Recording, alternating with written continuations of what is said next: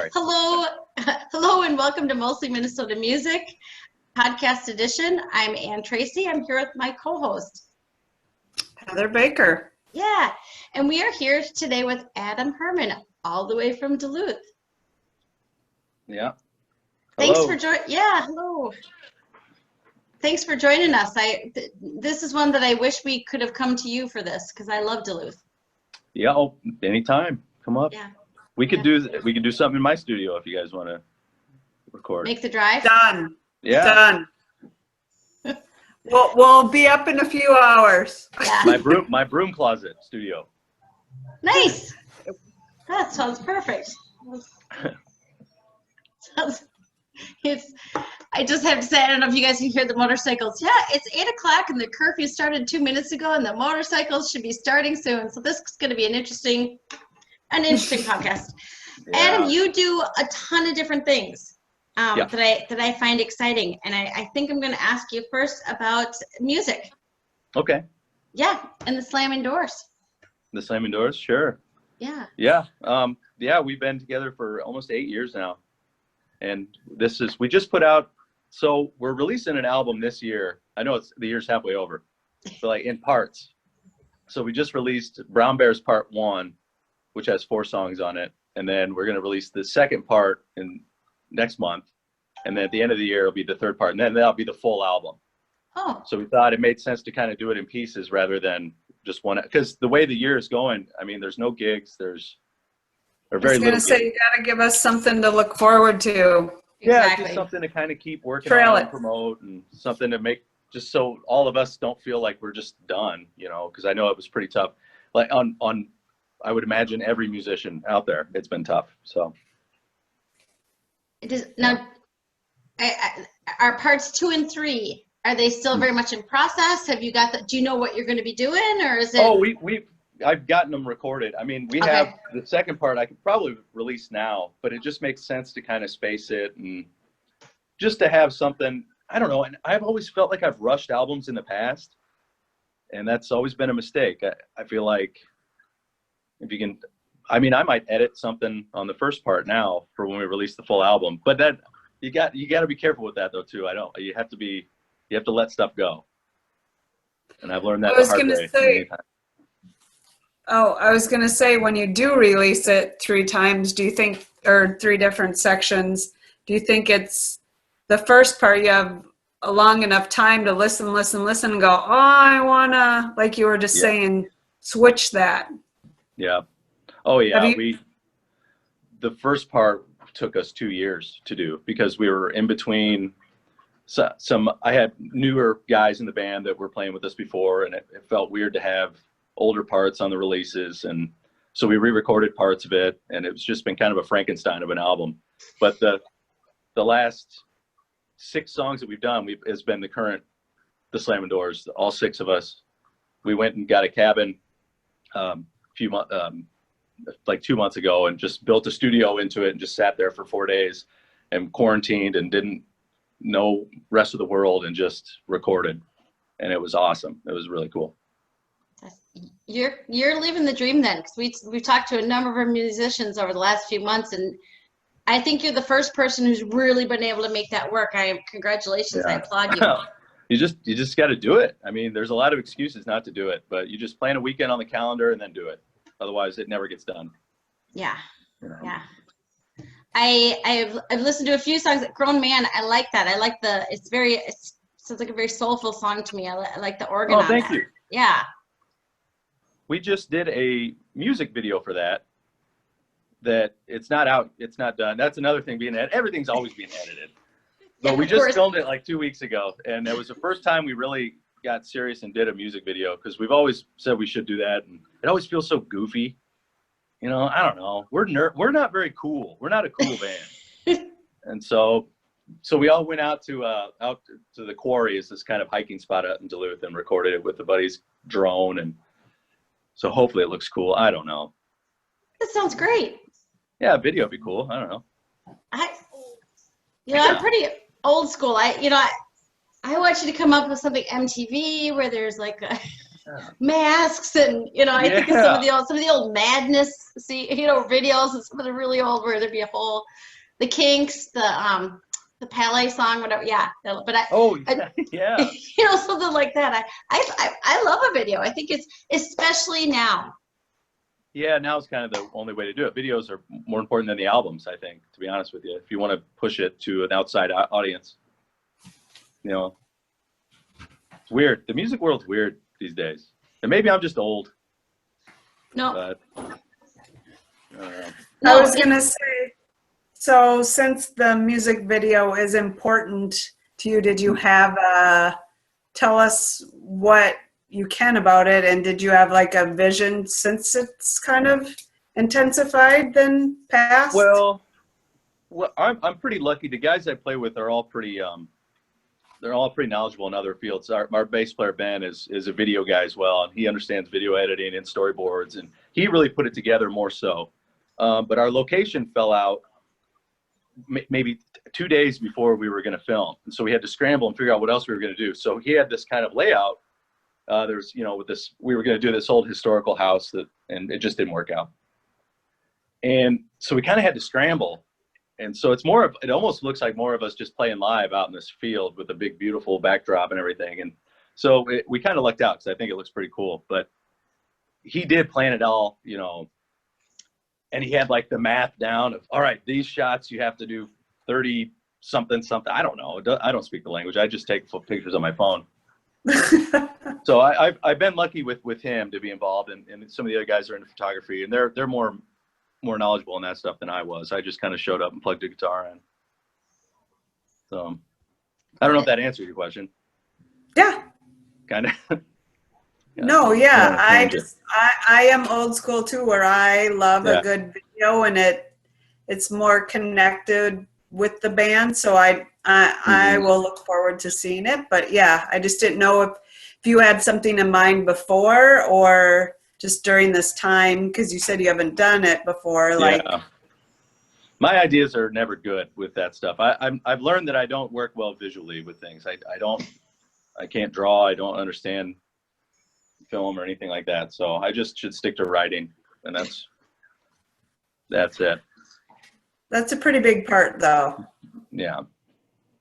It's funny too, because like we were saying with the video, I mean, a CD, bands will spend so much money to make a CD and to print it and do the artwork and everything. And it's just like an overpriced business card anymore to do it, but you still have to do it. So it's like another huge expense. And then you get it on Spotify and iTunes, and they pay you 0.006 cents per stream. And so I think a video is can be viral. It's something people would want to share and send it to people. And I don't know.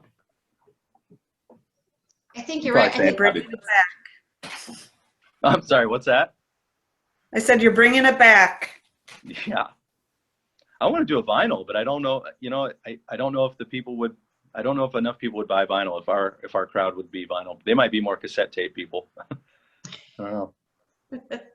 That's what a lot of the kids are listening to. There's a whole underground of cassette tapes, but that's right. That you'll have the other nice thing about it, I'm always pro Minnesota. It'll be a great showcase for the Duluth area. Oh, for sure. Yeah. There's a lot of talent up here. There's a lot of people doing a lot of stuff. I saw Mary was on the show. Yeah. She's fantastic. I mean, she's in the cities now, but Duluth roots for sure. She's fantastic. So. Right. We'll say Mary Bew for folks who don't know, but yeah. Sorry. Yeah. Yeah. She always gives a nice nod to Duluth when she's playing locally. Yeah. And she just did her album release up at Sacred Heart, so in Duluth. Sacred Heart, yeah. Yeah. So nice. Very cool. Yeah. No, it's a great place to hail from, and it's a great place to promote to others. Mm-hmm. You just got to get the tourism board on sharing your. Yeah. I don't know what to think about the tourists. It's bittersweet. I love them and hate them. Do you mean in general, or do you mean this summer in particular? This summer, not in general. In general, I love them. In general, I'll go down and I buy I got a big thing. I'll try and sell books to them. So, awesome. In general, they're great, but this summer was kind of interesting. It just, got overran quite a bit. Well, I have a friend who works in Grand Marais and has been working with kids to do sort of Burma shave ads leading up to Grand Marais to try to get tourists to wear their masks. Sure. You know, so. Yeah. You know, people in Duluth are pretty cool about it. I mean, I haven't seen too many people throw a fit about wearing a mask. You know, it's a very little thing to be asked of us to do. So I think most people up here are pretty cool. But, yeah, occasionally you see the huff and puff storm out of the business or something, whatever. There are people who would huff and puff about telling them they had to breathe every minute, you know? Yeah. It's just, they're just humanity. Yeah, exactly. And it's a crappy time. Yeah, we're a bunch of, yeah, it's crazy. Speaking personally, you know, it's a hard time. So that's well, you guys have been through it this year. Minneapolis, St. Paul has been through it this year. It's been, you know, you've been on the world stage, and I think it's been handled pretty well, and it could be used as an example for other places. I mean, you're gonna have bad situations everywhere. There's going to be people that are looking to take advantage of it. There's a lot of different agendas that came out of what happened. Yeah. But I think to be an example is kind of something you guys should be proud of down there, because not a lot of cities would have reacted the same. Thank you. It's good to hear. It's, as I said, you know, and for people who listen to this at a different time, there were riots in Minneapolis last night over some confusion, and so we are back in lockdown, and especially that week after, and it really the George Floyd happened on the Sunday night, and then we started getting curfews probably on the Thursday night, and it feels like we're kind of back there. And I feel like if this is leading somewhere, I'm okay with it. And I'm normally a person who's at the protests all day, and then 8 o'clock rolls around, and I'm like, yeah, I got room for people who feel differently. Everybody feels differently about everything, but I'm hoping we're doing it right. I'm hoping we're. Well, that's the goal. Not everyone is gonna feel exactly the same. Everybody's going to feel a little bit different about it. But as long as we're moving in the same direction, you know. I mean, there were, with the George Floyd thing, there were small scale riots in Duluth. It wasn't like what you guys dealt with by any means, but it was crazy. It was scary. It was like, you know, you felt like, you know, my daughter was really freaked out about it, and I was trying to explain. It's like, no, you have to realize we're on the right side here. You know, they're not after us. It's a bigger thing than that. But I get it for little kids. I mean, there was helicopters flying, and I was gonna say, how old is she? And so, yeah, well, exactly. How old is she that she's 11? Okay. Yeah. It's a hard time to. Yeah. It's interesting. It's something that will be written about for a long, long time. This one is really 2020 is one for the books. I'm ready. Yeah. I'm ready for the part 3 of your album to be coming out tomorrow. I'm ready for Christmas to come, and let's give 2021 a shot, shall we? Yeah. Yeah. Funny. Yeah, it warms my heart to think that things, and I knew that things are happening in Duluth and happening in different places too. I mean, it is a statewide. We make decisions as a state, but it's going to be. Hopefully, we're doing it right, and hopefully, we get some folks to follow along. I'm going to shift gears a little bit, because you mentioned that sometimes with the tourists, you like to bring out your book. Oh yeah. Tell us about Limbo. Tell us about the book. Oh, speaking of terrible tragedy, this book is like bubble gum. It feels so silly to talk about this book in this serious time, because I did put it out 2 years ago now, and it's so goofy. It's like Monty Python kind of humor about the afterlife. So it's really fun, and I hope there is some lessons in it, but who am I to teach lessons to people? You know, I feel like fiction is tough, but we all everybody can relate to fiction a little bit and take something from it. And I researched so much about like just religion and just theology in general, and just battled it in my own mind of who I am as a spiritual person. And it was just such an interesting ride to write it. But I think going back to when do you know if something's finished, or going back to re-editing things, I had such trouble just finishing that book. I just rewrote the first 3 chapters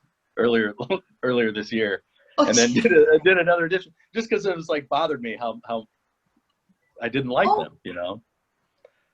So I'm sure everybody's like that. That makes collector items of the earlier books. Yeah, if they haven't been thrown away yet. I saw one on eBay not too long ago. Well, they thought it was worth sharing. Yeah, maybe they were selling it for more than I got. Oh no! I don't know how that happened. Great sign. That's a great sign if they're getting more than you are. That's so funny. What made you think? I'm going to write a novel? What brought you to that?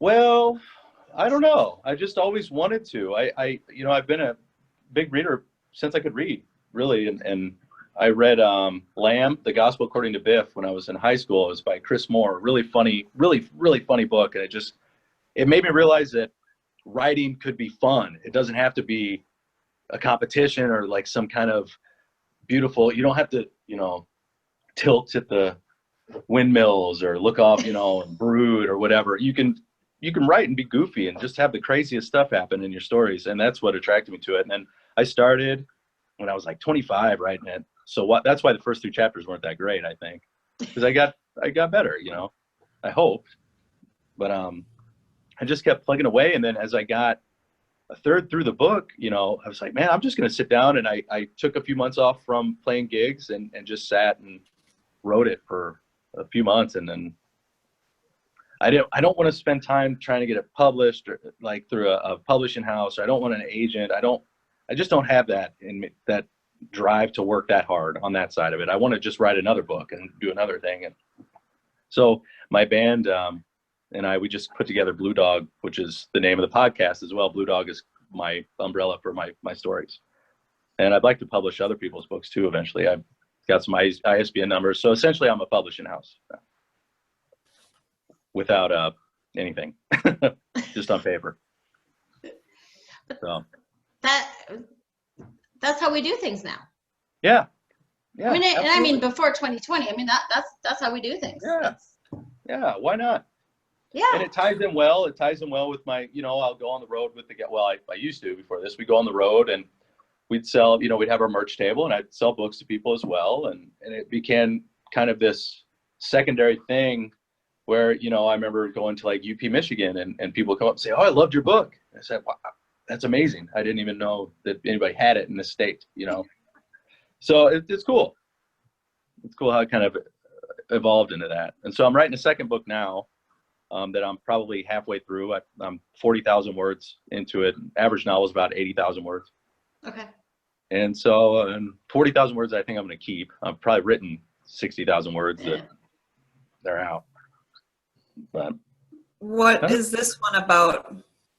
This book's called Villa Layla, and it's about, and again, it's very goofy, Monty Python-esque humor, but it's about a guy named Theo who was a injured firefighter. He can't work anymore. He hurt his leg, and he had a terrible relationship with his dad growing up, and his mother died at birth, and he always thought that his father just did not care. He was just cold, all this thing, and he gets a phone call that his father's dead. He died.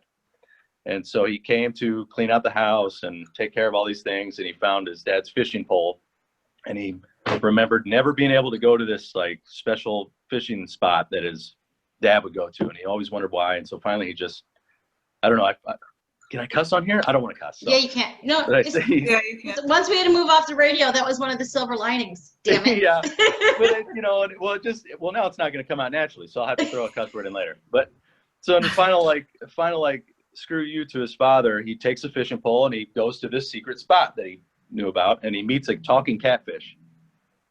And the catfish is was his dad's best friend, and he starts learning about kind of what happened with his dad's life. And sure enough, there's a river monster that's killing people and all this stuff. And it has to be like that. But he finds out that his dad very much did love him. It's a very much a bigger story. And there's other side stories and stuff to it. I won't bore everybody with it, but it's cool. I really like it, actually. I think it's better than Limbo, but I also read Limbo about 1,000 times. So yeah. Mm. It's hard when you're the writer, because I build websites, and I always say you may be bored of your website because you've seen it a million times. You look at things differently when they're yours. You look at it differently, and when you're seeing it every. Yeah. But It sounds fascinating. It sounds like, real journey It's fun. novel, You know, It's yeah, it's fun, and it talks a lot about love, and it talks about loss, and it has big issues, big things that people can feel, and so he's, I don't know. They say write what you know. I have no idea what a talking catfish would say. They have an argument about the counting crows, like the first time they meet. Like, it's just goofy, So. Do you just have this story in your head and it goes out, or what's started? Yeah, for the most part, yes and no. I worry that my dad's going to read this and think, geez, did he think that I hated him or something? 'Cause that's certainly not the case, but it's based on a fictional version of my hometown, which is Quincy, Illinois, right on the Mississippi River. That, it's like right across the river. It's basically Duluth Superior. It's Quincy and Hannibal, Missouri, which is where Mark Twain is from. So very much like that. Yeah. Okay. So very much that magical river. There's something mystical to it down there. And that's where it kind of started. And then, you hear stories and you take things in life. And like I was talking to my grandmother, who talked about growing up in this place called Fall Creek, and she never had shoes until she was in 3rd grade, and walking to school and all this stuff. Like, that's a lot. Like, I would never, that's crazy. That's crazy to me, but it was just normal, It's the most Mark Twain thing I've heard in a week. I know, right? Yeah. Fishing in your bare feet. You got the string attached to your toe, and it's crazy. It's a beautiful part of the world, though. I mean, it really is a pretty part. Yeah, and it's a really cool, there's cool history there. I mean, there's a lot of like, I don't want to get too deep into it, because it's probably boring for everybody, but there's just like heritage from every walk of life there that came together, because it was kind of a free area in the middle of persecution. I mean, the Mormons were fleeing there because they were at war in Missouri, and then the Germans were migrating there, and then the abolitionists were coming down from, New England, and they were centered in this area, and so they were anti-slavery, and Underground Railroad ran right through the place, and it was just the Native Americans would come through there on their walks, and there's all these horrible things surrounding it, and then this like oasis of people all trying to fix it in the middle of that. And it's crazy, and the stories run deep. I mean, there's family feuds, there's ancient family feuds, names that have been around for generations that still hate each other. They don't know why. And that is just mind boggling to me. I love that stuff, story sense, It's very apropos of what is going on here tonight. Oh, for sure. We're still in it. I mean, we are still fighting the same fight we've been fighting for hundreds and hundreds of years. And more people are on the right side of it, because more and more people grow up and teach their kids what they've learned, and generations evolve. And hopefully it will evolve to the point where, like, my daughter has no understanding of, like, she doesn't, but it's deeper than just how you're raised. I mean, it's in every walk, because we're still dealing with like Jim Crow and the redlining and all these things. These things take generations to be fixed. And yeah, I mean, I wish you could just flip a button, because that'd be easy, but it's way bigger than just teaching your kids that everybody's equal. It's poverty. There's so much to it. It's funny, because when you say, I wish we could just flip a switch, we've all said that how many times since March 15th? Oh, yeah, for sure. And you think about it, it's in the same way. Yeah, it's not, that switch isn't going to be flipped and then everybody has the same, but it's going to, in different ways, different, Yeah. Things will start. We will envelop different parts into our lives where we've really internalized some differences, hopefully. Yeah. Nice. I think I'm optimistic. I am optimistic in it. I think, it's just like in nature, sometimes you have to burn the forest down for it to grow better, to grow. That might seem a little too on the nose with riots and things like that, but I'm optimistic. I might be the only one. No, I think you're right. It's, in my world, it's much easier to build afresh than deal with legacy technology. Yeah. Give me something new. With website design and all that stuff, I can imagine. Yeah. Any kind of just, give me a clean slate. And we're getting a clean slate, not just because of the riots and things like, but with with COVID. I mean, I think we're getting a clean slate in a lot of ways, whether we want to or not. Yeah. You know, people are gonna have to find new ways to do school, new ways to do healthcare, new ways to do. Yeah, it's all online right now for Lucy. She's bummed, but I was just like, well, thank God we have this technology now. I mean, I don't know what I would have done. I would have we would have done it by mail. Just write letters to the teacher. Yeah. Or just go and then just everybody's sick. That's terrible. You know, it's funny because I see my dad on a pretty regular basis, and he was quarantined as a kid with, we're going to say scarlet fever. It doesn't matter. But not that everyone was at the same time. But for 2 months, they couldn't leave the house. Oh, wow. And this would be in St. Paul, and this, you know, people would bring food. And now my grandma was a teacher, so he went in and second grade, came out fourth grade, you know, 2 months later. Wow. But so his thing is he's saying about my daughters, well, if they just read and write, and if they just read and write, I'm like, that would be awesome. Unfortunately, you know, fortunately or unfortunately, it's a, like anything, it's a blessing and a curse. Double-edged sword, for sure. Yeah. For sure. Well, I didn't realize they were online in Duluth. That's interesting. Yeah, they just decided maybe 3 days ago. It was kind of a last-minute decision. So it's a smart move, though. Whatever. Why not? Let's just do it until we figure it out. We're fine. You know, I might be speaking out of turn, though. I've been very lucky. I do have a safe place to live, and I'm okay at home. You know, not everybody is, but you know, and kids, it's going to be tough, but we got to do it. I mean, well, in this house, we're on day 4 of online school, and it's gone much. You guys already started. Okay. Yeah. Much better than it went in March, because it turns out giving teachers 2 weeks to change their entire. That's rough, but it's so far. How old are you? Do you have more than one, or? I have 3, magic number. 3 kids? The youngest one is 16. The other 2 are in college in Canada, so they're in a whole different world. But so it's there are a lot of similarities and there are a lot of differences, but it's gone much better this time around. And Heather, do you have any children? So you don't have to deal with all this nonsense. Which is good. Yeah. I'm in Minneapolis, so I get that part of it, but no. Yeah. You can have mine. That's what many a time I was like, I'll join custody with you. Take them. They're yours. Take them. They're yours. No, in case they actually listen. No, I don't mean that. Tell us more about Blue Dog. Is that the podcast?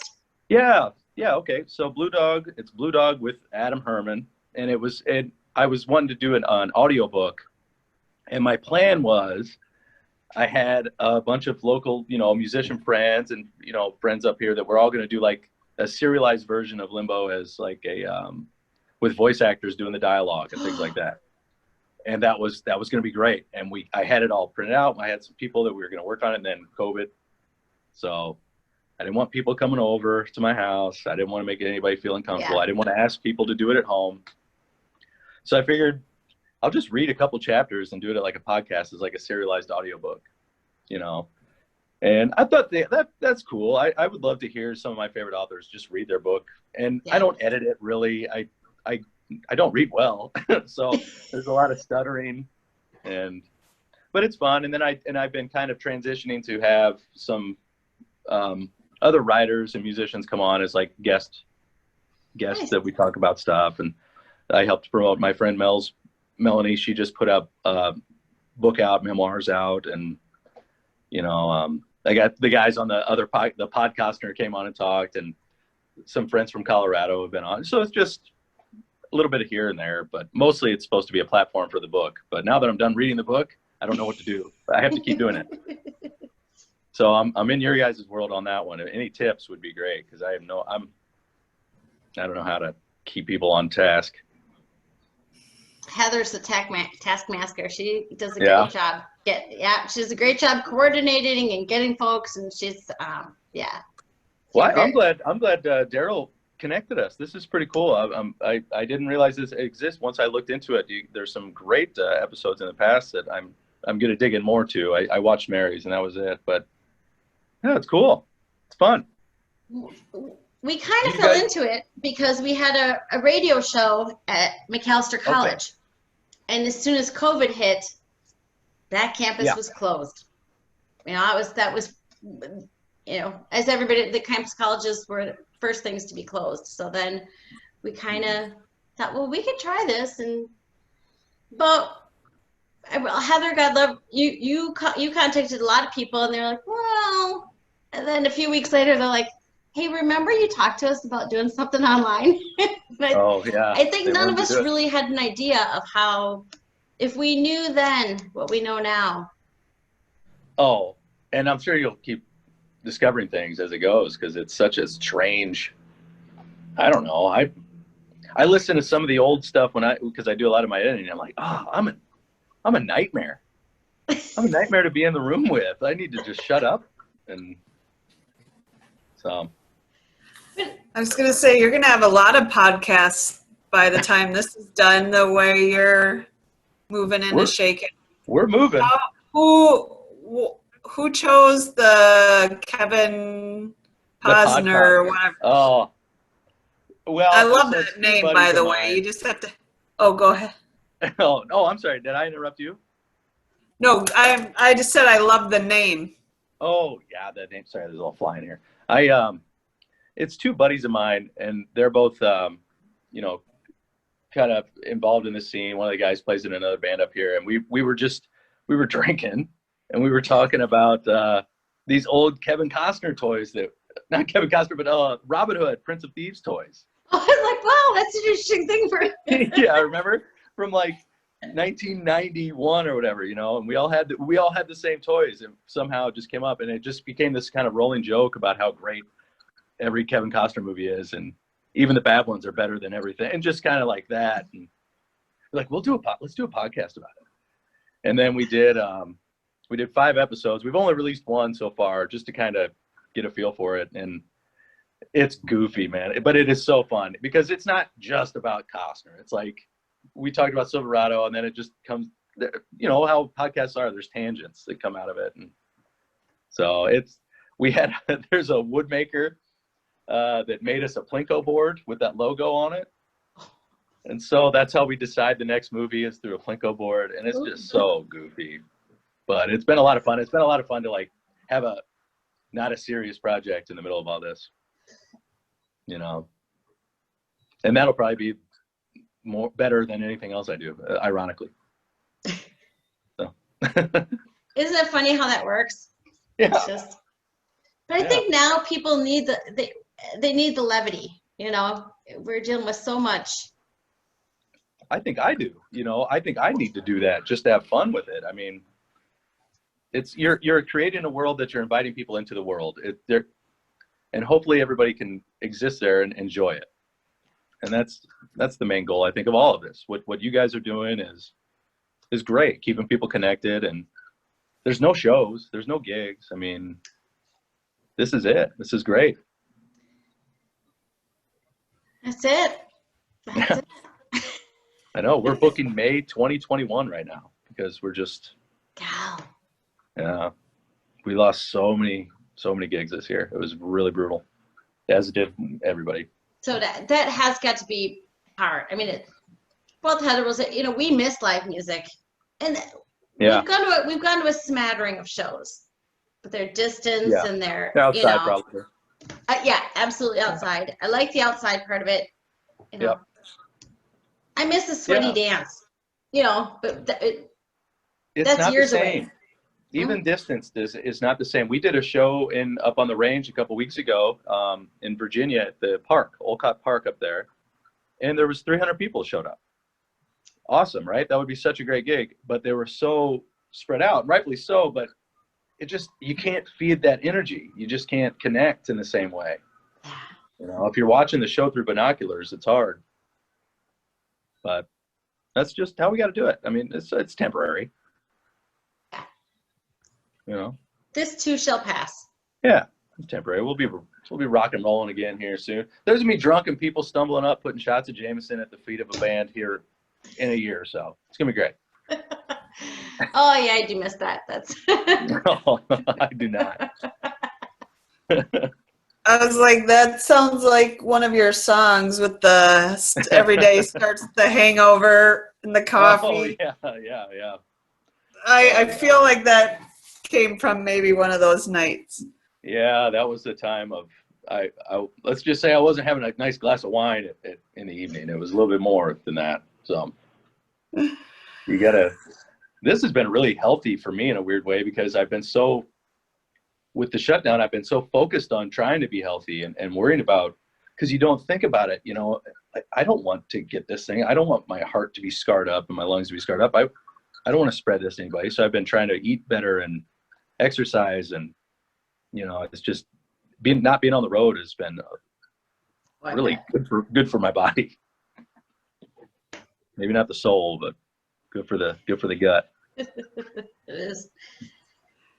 I'm going back to your music. When you split it into 3 chunks, Mm-hmm. does it have sort of a flow or a theme, or how do you know what you're bringing up? No, it's basically the full album, but here's 4 songs, next 4 songs, 3 songs. And we put a Tom Petty tune on that'll be on the third one, Walls. So we recorded a studio version of that.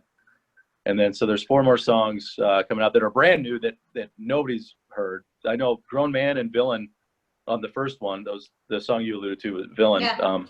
that we've been playing that for like 2 years. So people know that song, and it's good to have that recorded.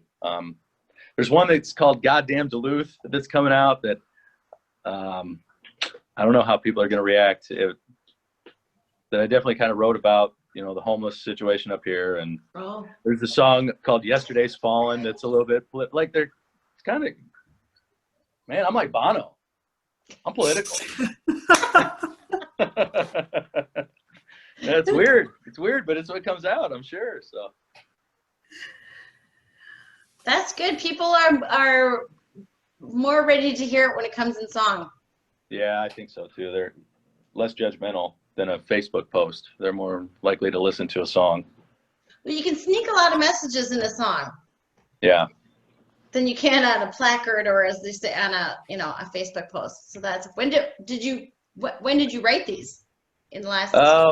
I wrote Goddamn Duluth last year, so that's not that. But there's been kind of a homeless situation here and housing situation in Duluth that's needs to be talked about. And it's easy to avoid it because there's so many other things. And I try not to be too critical on the people in power because there's only so much they can do here too. It's a smaller town, and they have a long list, but that is important. And I'd love to. That was another one we were talking about doing a video for that one, and I would love to get involved with like some of the centers here in town, and I don't know, do something.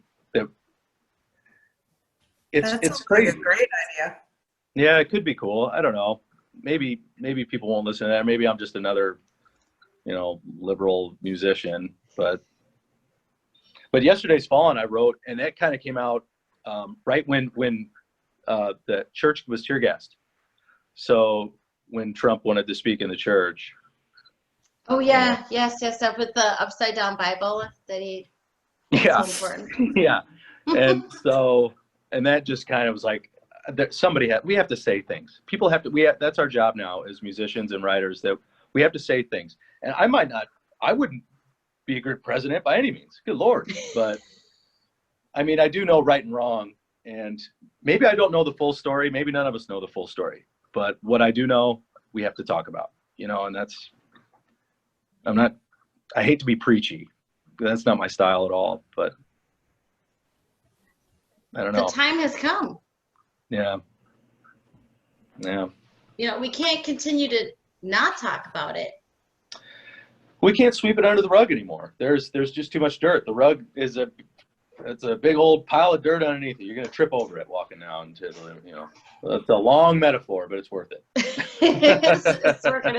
I mean, it just is a very good friend of mine. It's been a long homeless advocate. She runs 3 shelters in Minneapolis now, and we Mhm. walk a lot.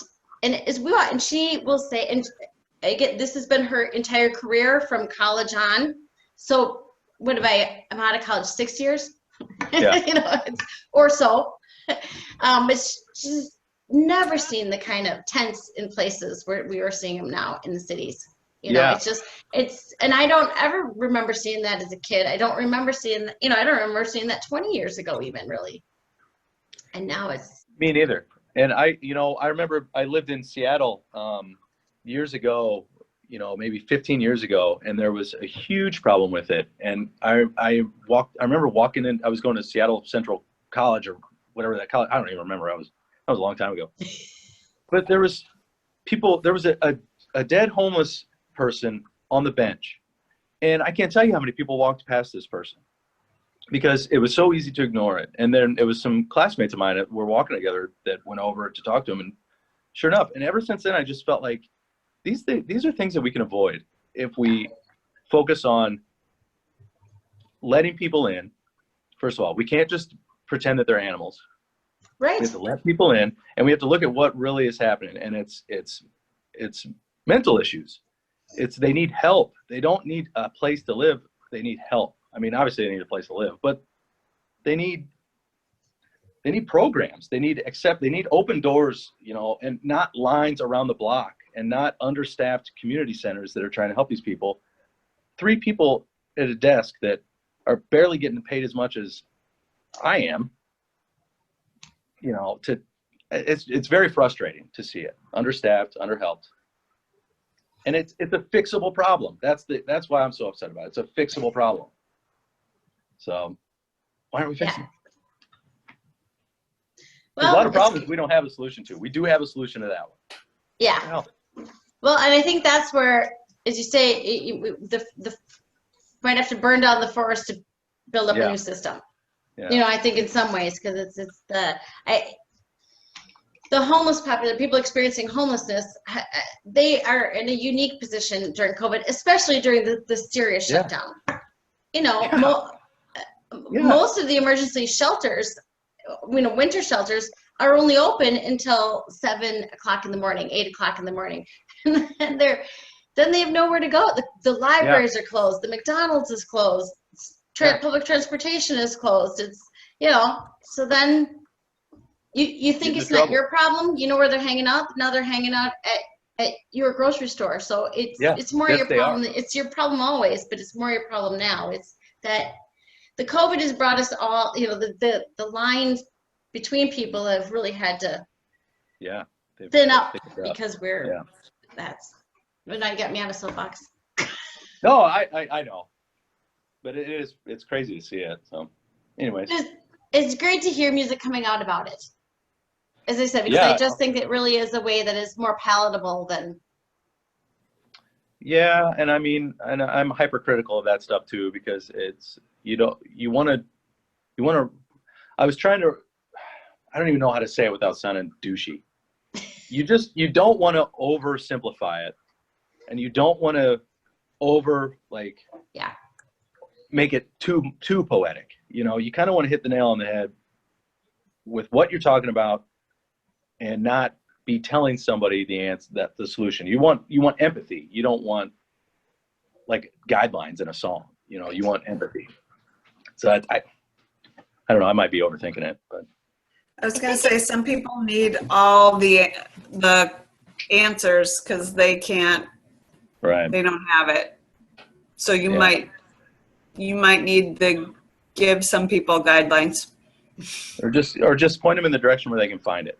That's what I want to do, is just get involved more with programs and just show people these are the programs. These people have the answer. Listen to them, because they know. They deal with it every day. I'm lucky enough to be able to write a song about it in my kitchen. That, there's plenty of food in my fridge. So. Yeah. Now maybe if you had a talking catfish. Well, I was looking online. I want to buy a big fake catfish and make a make a video, like a trailer for this book. I'm a video guy now. I might as well be a director. I'm like Coppola. I'm there. I'm Ridley Scott. I'm there. You've gone from a half an hour ago, I'm not really a visual thinker, Right. I've drank a little bit more wine. Now I'm overconfident with my video skills. I think you're appropriate. Kevin Costner is coming for you. It's one of the silver linings of COVID is you try different things, because why not? Yeah, for sure. I've always wanted to do that though too. I just went back to school. I just went back and I'm going to finish a degree up because I have no gigs. I might as well take this time to do that, because what else am I going to do besides 2 podcasts and write a novel and finish recording and be a father and, teacher. Yeah, pretty much. Yeah. So what are you studying? Well, what's your major? Well, my major was anthropology, and that's what I was originally going for, but I've got like 22 credits left for a bachelor's in anthropology, so I might as well just finish it up. But also, I don't know, what am I going to do with that? I mean, I am very much like Indiana Jones. I could go be an archaeologist, but I also got a kid. But there's a lot you can do with that degree. I just want to have it. I have a master's degree in Irish literature. If you're in the world of what in the heck do you do with that? I mean, that's awesome. You do it and you learn things from what you do. You do learn things. And you do find a way for it to apply. One of my favorite coworkers has a degree in anthropology. Oh, really? Yeah. Yeah. Now she works with me on rural broadband. So there you go. Awesome. Yeah. I think it's applicable for sure. For sure. Well, I mean, you get to know people and you get to know, you just spoke eloquently about Hannibal, Missouri. I wrote it down. Quince, Illinois is what Quince? Quincy, Illinois. I mean, you really have a handle on the area there and all the different groups coming together. I see it shining through. But hopefully. It gives you perspective. I think no matter what degree you get, it gives you perspective. Yeah, I think so too. I think you can do a lot with that kind of mindset, especially writing. You can try and figure people. Oh, you know what? Speaking of Hannibal, point now at the camera. Speaking of Hannibal, when I was there, I went there earlier this year, and because I like to go there and write a little bit. My family's still there, so I go and try and write the area. I was there the day that they found Mark Twain, Samuel Clemens' signature on the cave wall in the Mark Twain Cavern. It was like this huge discovery. They found it from when he was a kid. They think he was in 3rd or 4th grade. Samuel Clemens. So like the whole thing got shut down and had all these archaeologists and anthropologists there, and they were doing it. And I was at the brewery, like right across the street from the tavern, or from the cavern there, in the tavern across the cavern. Yeah. But it was so cool. So I like ran over there and I talked to the people. It was awesome. I felt like, oh man, maybe this is a sign. Maybe this is why I'm supposed to write. This was a gift for only me and no one else in this world. Yeah. That's awesome. Pretty cool though. Pretty cool timing. That's very cool timing. I'd say that's a sign to go back to get the anthropology. That's to do a song on that, to do it. And I'm going to, Heather, what do you think? Podcast probably? Another podcast? Do another one? Yeah, we'll be guests on the podcast. You guys should be. I would love that, actually. We should set that up. I would do that in a second, but you would have to also host it because I don't know how to host a thing. So you mean technically, or you mean? No, I'm trying to be better at it. So this could be a good challenge for me. Okay. But I would like to do that. I will follow up and set something up, even a Zoom thing, because I can record it. I got the ability here. We can do this. Nice. We can do a music video for you too. Okay. That would be awesome too. We're like a one-stop shop. We're Target in human form. You know what would be a really cool idea? I was thinking for videos is I would love to get another band to do a video of our song where they're doing our song in video, and then we would do their song in a video, like tie the two together, and just kind of mock each other a little bit. Cool. Yeah. Dress up like each other. Anyway, I'm telling you, your daughter is very lucky. You sound like a very fun human being. oh, Interesting. she wouldn't say that. She would not agree with you. She just FaceTimed me literally 5 minutes before I was getting on here. I was like, what do you need? What are you doing? She's at her mom's house. It's like, what? She needs a charger for her computer. It's like, I'm on a meeting here. What do you, I don't know. She's like, okay, well, your hair looks good. I was like, oh, right, you're fine. Yeah. You're forgiven. They know how to do that. Oh, she's a nightmare. I love her to death. She's hilarious. It's Such a funny kid. She came, so I have a song, her name's Lucy, and I wrote a song called Lucy. And she'll come see me play sometimes if I do like acoustic stuff. I just played Glen Sheen Mansion on the pier. And so her and her mom would come and see, and she's like, do not play that song, no matter what. It will embarrass me. Do not play it. So obviously it's like the first song I play, you know. She's just, so she came the second time and she wore a big The Slamming Doors shirt. She's like, well, I'll embarrass you now. You know, it's fun. She's smart. Yeah. Oh yeah, she is too smart. That's good. I'd let my daughter one of my older daughters has a radio show up at University of Winnipeg, and her name is Lily. And I have not written a song about her, but I shouldn't admit this. She's named after pictures of Lily, the song by The Who, which is one of my favorites. Oh yeah.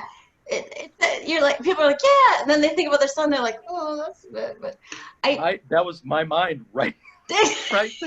I liked the name, I liked the song, but when she had a radio show, and I was like, oh, you should totally be Pictures of Lily. That'd be the last name she'd pick in a million years. It's Shradio. Yeah. That's the name of her show, is Shradio. Oh my gosh, that's good. That's a good name though. Yeah. That's a good name for sure. Yeah. Oh, that's cool. No, it's just never that desire to embarrass the kid, and never goes away. Hasn't gone away yet. Socks and sandals. I'm there. I'm almost there. She has this thing where every year on Father's Day for the last few years, she'll give me something with a flamingo, with flamingos on it. So I have flamingo shorts, a flamingo shirt, flamingo socks. I have flamingo koozie. So I'm waiting for the whole collection, and then that's how I'll drop her off for her first day of school. Next time I can drop her, wearing all that stuff, and that will be the final straw, I think. That sounds like some graduation attire right there. Yeah, I know. I was thinking, where can I do this? I think I can think of a few biggies that you can. That's awesome. He's asking for it. That's awesome. I like that. Yeah. I can hear some activity outside my window. So that's my sign to tell people how they can find you. Oh, okay. You know, I need people to follow us on Instagram. I think that's the best medium right now. So it's at TS Doors, the Slamming Doors, TS Doors, and that's where you find stuff with. It's basically my account. Occasionally the other guys are on it, but it's my Blue Dog stuff. It's my book is on there, the music, and goofy pictures of things that are not relevant to anything. I don't know. But I try not, I hate Twitter so much. I hate Facebook. If I wasn't doing any of this, I would not be on any of it.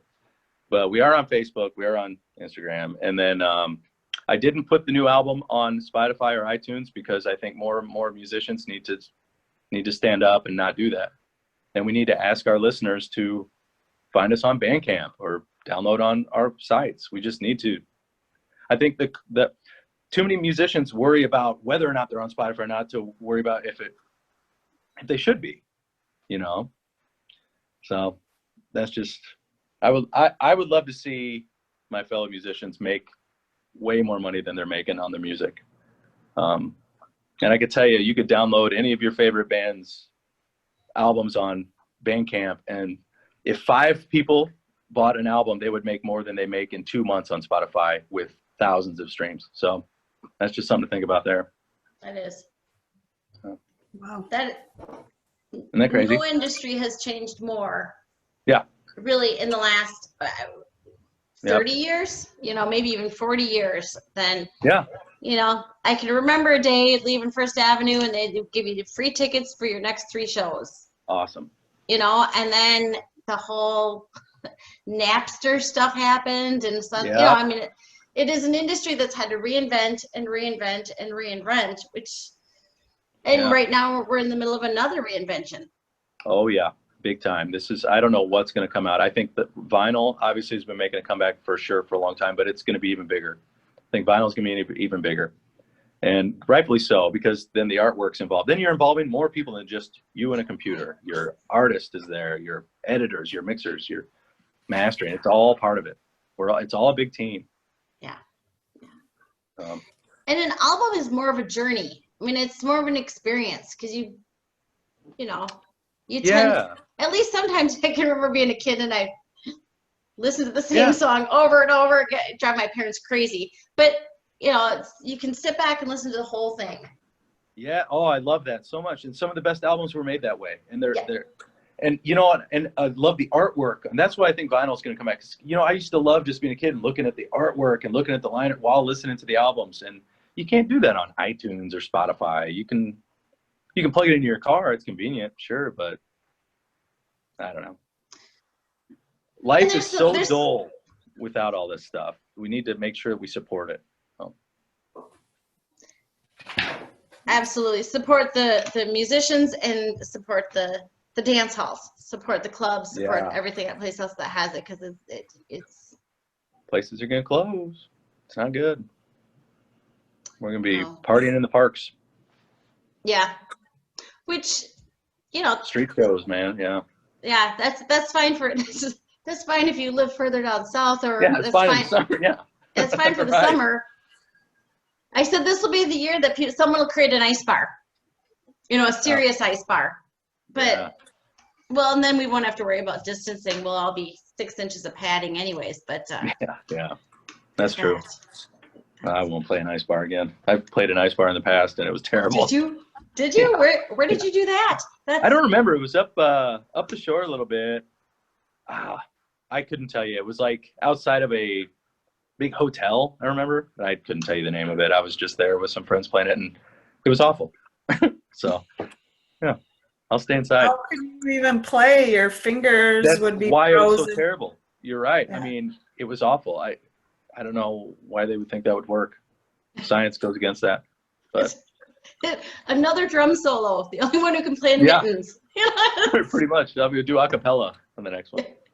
Oh, that's funny. Or in your downtime, you have to invent some sort of fingerless gloves that have warmers that don't melt strings and whatever. Come on. That's now. What you should have done is just cut the tips out of the finger.